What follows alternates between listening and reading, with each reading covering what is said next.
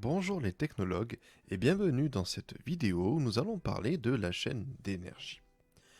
Alors, on vient de parler de la chaîne d'information, on parle maintenant de la chaîne d'énergie. Évidemment, les deux sont relativement associés. Dans la plupart des sujets de brevet, la chaîne d'énergie est toujours associée à la chaîne d'information. Alors, la question qu'on va se poser, c'est d'abord pourquoi est-ce qu'on parle d'une chaîne d'énergie? Alors, ce qui est simple à comprendre, c'est que en technologie, on travaille sur des objets techniques.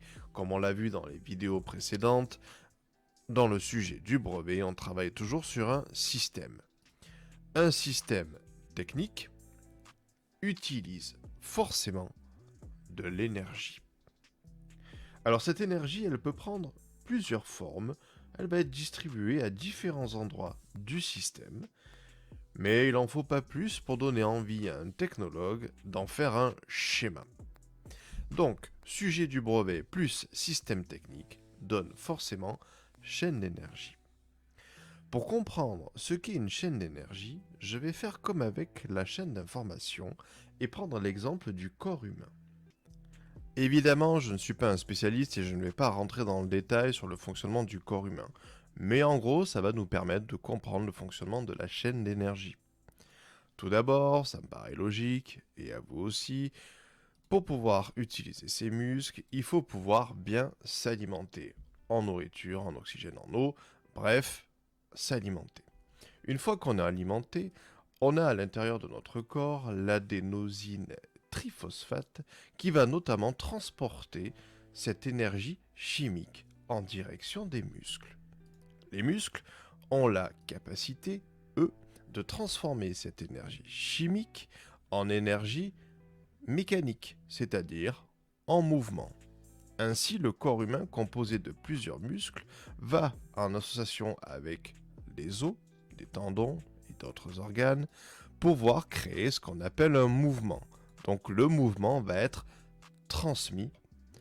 Ainsi, on peut découper ce fonctionnement en 4 étapes.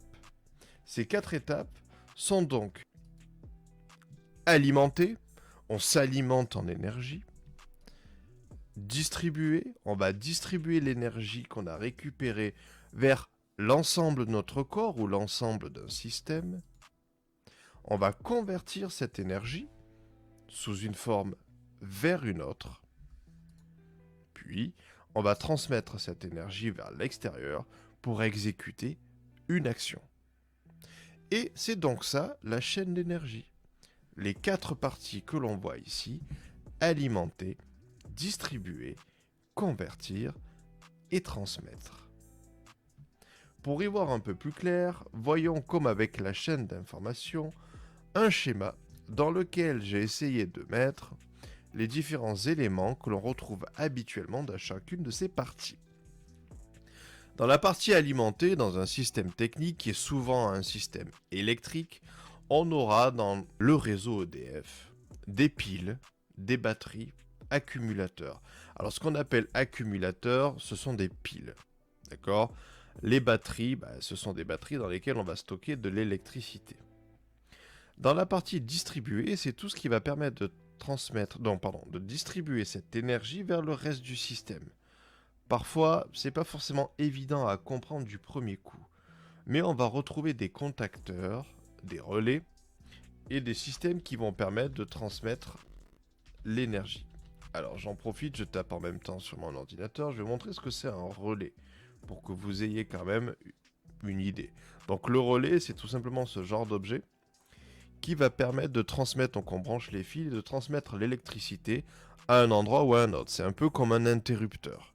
Et donc ça permet de faire circuler l'énergie électrique à un endroit ou à un autre du système. Donc je revenais ici. Sur la partie convertir, c'est tout simplement ce qui va permettre de convertir une énergie en une autre. Donc ça peut être une énergie électrique vers une énergie mécanique. Je rappelle que mécanique, c'est tout ce qui est lié au mouvement.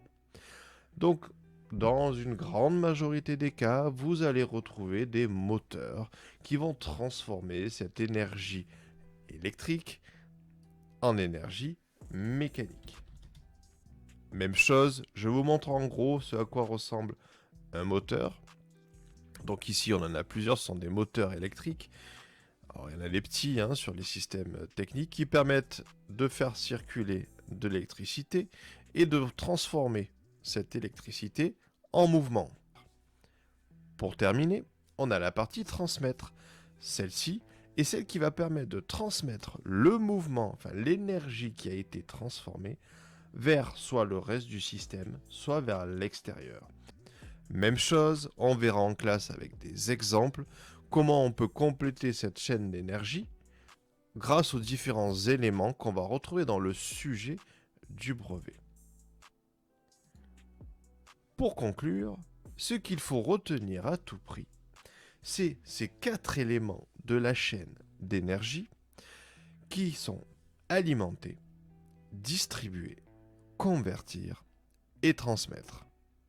Ces 4 termes sont à savoir par cœur. Merci d'avoir regardé cette vidéo.